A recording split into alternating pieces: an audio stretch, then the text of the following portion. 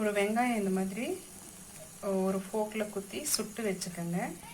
பூண்டு ஒன்று அதே மாதிரி ஒன்று சுட்டு வச்சுக்கோங்க. நான் இங்கே சிறுகீரையும் தண்டுக்கீரையும் 2 கட்டு கீரை வந்துட்டு கிள்ளி வச்சுருக்கேன். பாருங்கள், ஸ்டெம்மோடு இந்த மாதிரி கிள்ளிக்கோங்க, இலையிலையாக கிள்ளிக்க வேண்டாம். நான் 1 கப்பு தோரம் பருப்பு எடுத்துருக்கேங்க ஃப்ரெண்ட்ஸ். பாருங்கள், இதில் ஒரு கப் எடுத்துருக்கேன்.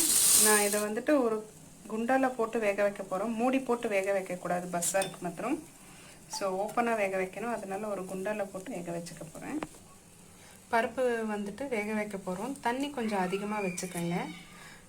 ஏன்னா பருப்பு வெந்ததும் தண்ணியை வடித்து அதில் தான் குழம்பு செய்ய போகிறோம். பாருங்கள், வெங்காயம் பூண்டு 2மே நல்லா சுட்டு வச்சுருக்கோம். கீரை பொடியாக நறுக்கிக்கலாம். இப்போ நான் வாஷ் பண்ணி வச்சுருக்கேன், பொடியாக நறுக்கிக்க போகிறேன். சுட்ட வெங்காயம் பாருங்கள், இப்படி ரஃப்பாக சாப் பண்ணி வச்சுருக்கிறேன். கழுவிட்டு ரஃப்பாக சாப் பண்ணி வச்சுக்கோங்க. சுட்ட பூண்டு வந்துட்டு 1 எடுத்து வச்சுக்கோங்க. தக்காளி 2, கொத்தமல்லி கொஞ்சம் எடுத்து வச்சுருக்கேன். தேங்காய் கொஞ்சம் ஒரு 4 பீஸ் அளவுக்கு சின்னதாக கட் பண்ணி வச்சுருக்கேன். ஒரு லெமன் சைஸ் அளவுக்கு புளி எடுத்து வச்சுருக்கேன். சாம்பார் தூள் 2 டீஸ்பூன். வெங்காயம் ஒன்று தாளிக்கிறதுக்காக எடுத்து வச்சுருக்கேன். கருவேப்பிலை 1 கொத்து. பருப்பு முக்கால்வாசி வெந்ததும் கீரை அதிலே வந்துட்டு கீரை போட்டு வேக வச்சுட்டு அந்த தண்ணியை வடித்து வச்சுருக்கேன். இது கீரை வேக வச்ச கீரையும் பருப்பும் வேக வச்ச தண்ணி. கொஞ்சமாக தோரம் பருப்பு வெந்தது, முக்கால்வாசி வெந்தது வந்துட்டு ஒரு 2 டீஸ்பூன் அளவுக்கு எடுத்து வச்சுருக்கேன். இது வந்துட்டு அரைச்சிக்க போகிறோம். ஜாரில் சீரகம் மிளகு போட்டுக்கோங்க. சுட்ட பூண்டு, வெங்காயம் சுட்டு க்ளீன் பண்ணி வச்சுருக்கிற வெங்காயம், புளி, தேங்காய், வேக வச்சுருக்கிற பருப்பு ஒரு 2 டீஸ்பூன் அளவுக்கு பருப்பு. இது எல்லாத்தையுமே வந்துட்டு ஒரு டைம் அரைச்சிக்குவோம். இப்போ ரஃப்பாக அரைஞ்சிருச்சு. 2 தக்காளி இப்போ ஆட் பண்ணி மறுபடியும் அரைக்க போகிறோம். கொத்தமல்லி போட்டு மறுபடியும் அரைச்சிக்குவோம். சாம்பார் தூள்,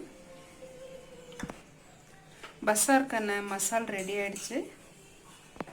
இந்த கீரையும் பருப்பும் வெந்த தண்ணியிலேயே வந்துட்டு நம்ம அரைச்சி வச்சுருக்கிற மசாலாவை ஆட் பண்ண போகிறோம்.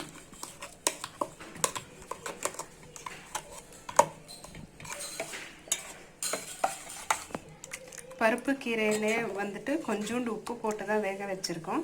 அதனால் இப்போ வந்துட்டு இந்த ஸ்டேஜில் வந்துட்டு உப்பு பத்தலைன்னா உப்பு ஆட் பண்ணிக்கோங்க.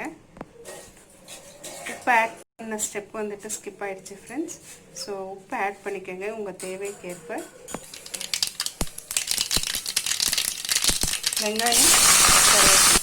வெங்காயம் வதங்கட்டும். மஞ்சள் தூள் ஒரு 1/2 டீஸ்பூன். இப்போ வெங்காயம் வதங்கணும். கரைச்சி வச்சுருக்கிறோமே அந்த மசாலாவோட தண்ணி அதை வந்துட்டு ஆட் பண்ணுறோம். குழம்பு ரொம்ப திக்காக இருந்துச்சுன்னா தண்ணி வேணும்னா ஆட் பண்ணிக்கலாம். நீங்கள் பச்சை வாசனை போகிற வரைக்கும் குழம்பு நல்லா கொதிக்கணும் ஃப்ரெண்ட்ஸ். இந்த பருப்பும் கீரையும் வந்துட்டு பொரியலாக செஞ்சுக்கலாம். குழம்பு நல்லா கொதிச்சு பச்சை வாசனை போன பின்னாடி குழம்பு சர்வ் பண்ண ரெடி ஆயிடுச்சு. நம்மளோட பஸ்ஸார் ரெடி ஆயிடுச்சு. ஸோ இந்த குழம்பு வந்துட்டு களி கூட ரொம்ப நல்லாயிருக்கும், ரைஸ் கூடயும் நல்லாயிருக்கும், இட்லி தோசைக்கும் நல்லாயிருக்கும் ஃப்ரெண்ட்ஸ். என்னோட இந்த ரெசிபியை ட்ரை பண்ணி பார்த்துட்டு உங்களோட சஜஷன்ஸ் ஃபீட்பேக் வந்துட்டு மறக்காமல் கமெண்ட் செக்ஷனில் சொல்லுங்கள். என்னோட இந்த வீடியோ பிடிச்சிருந்ததுன்னா லைக் பண்ணுங்கள். என்னோட சேனலுக்கு மறக்காமல் சப்ஸ்கிரைப் பண்ணுங்கள். தேங்க்ஸ் ஃபார் வாட்சிங். தேங்க்யூ.